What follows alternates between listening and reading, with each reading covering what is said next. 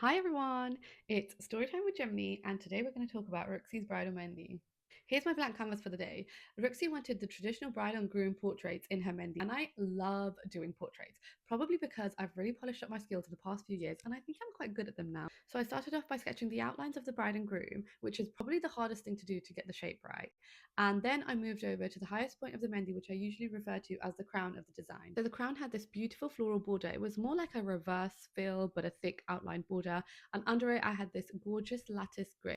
So I'm not a huge fan of designs ending with a block straight line. It makes it just look so rigid and so stiff. So I decided to add this gorgeous dotted line, which almost looked like it was dancing over the crown. I then started adding in all the details into the bride. When I say details, I mean everything. Her tikka, her necklace, the embroidery on her outfit, and all these details kind of need to be there because that's what makes the bride, right?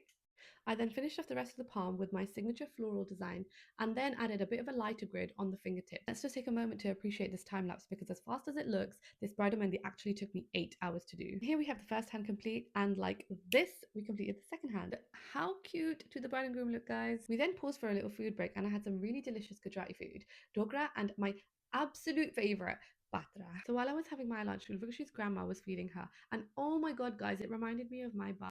Anyways, here's what her final bridal mehndi looked like. Here's the front of her hands, the back of her hands, and here's the mehndi we did on her feet. So after her bridal mehndi, Rukshi had a little get together with her girlies, and oh my gosh, guys, this was such a pretty setup. And here's some bloopers of me and Rukshi trying to record a transition video. We finally got there in the end, but honestly, I feel so grateful that I get to meet some amazing humans through mehndi, and Rukshi was just one of them. I hope you enjoyed watching this.